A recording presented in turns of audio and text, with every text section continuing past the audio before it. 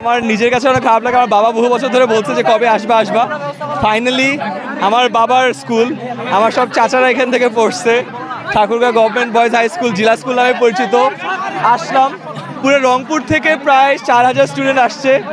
খুবই সুন্দর অ্যারেঞ্জমেন্ট, মানুষ অনেক বেশি হয়ে গেছে, এটা কারণে একটাই আক্ষেপ যে সবার সাথে আলাদা করে ইন্টারাক্ট করা যায় নাই। বাট ইনশাল্লাহ নেক্সট টাইম আবার আসবো, সময় নিয়ে আসবো। আজকে বুঝতেই পারতেছেন পুরো গোসল হয়ে গেছে, নেক্সট টাইম একটু টাইম নিয়ে আসবো সো দ্যাট বেটার হয়। বিউটিফুল প্রজেক্টস, আমি প্রায় 15টার মতো প্রজেক্ট দেখলাম, ওদের সাথে বেশ কয়েকটা প্রজেক্টের ডিটেলও শুনছি, বেশ ইন্টারেস্টিং। এয়ার ডিফেন্স সিস্টেম বানাইছে, স্মার্ট ভিলেজ বানাইছে, পানি নিষ্কাশনের সিস্টেম বানাইছে, ইলেকট্রিসিটির জিনিসপত্র বানাইছে। মেইন স্টেজে ডিবেটের কম্পিটিশন হওয়ার কারণে বেশি লম্বা প্রেজেন্টেশন দিতে পারে নাই, বাট সোফার যা দেখছি ভেরি ইমপ্রেসিভ। আর আমি তো প্রচুর সায়েন্স ফেস্টগুলোতে যাই, এইখানে অনেকে হয়তো কম্পেয়ার করতে পারে যে ঢাকারগুলোর থেকে এইখানকার লেভেল কি। আমি বলবো যে সিমিলার লেভেল, আমি পার্থক্য পাই নাই।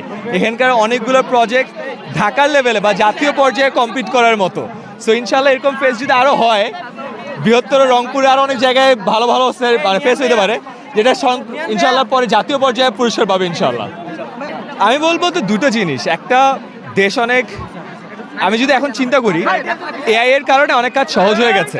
আমি বলবো আমাদের যারা স্টুডেন্টরা আছে এরা অনেক স্মার্ট, এরা কিন্তু বাসার জিনিসপত্র দিয়ে অনেক কিছু বানাই ফেলছে। সো আর্টিফিশিয়াল ইন্টেলিজেন্স ব্যবহার করে এই প্রজেক্টগুলোকে আরও বেটার করতে পারবে। আমরা স্টার্ট আপের ভাষায় বলি পিওসি, প্রুফ অফ কনসেপ্ট, বা এমভিপি, মিনিমাম ভায়াবল প্রোডাক্ট, মানে ওই প্রোডাক্ট চালায় দেখাবে। এইটা যদি নেক্সট স্টেজে করতে পারে, অনেক প্রজেক্ট গ্লোবাল লেভেলেও নিয়ে যাওয়া সম্ভব। সেটাই উপদেশ থাকবে, সবাই ভালো থাকবে।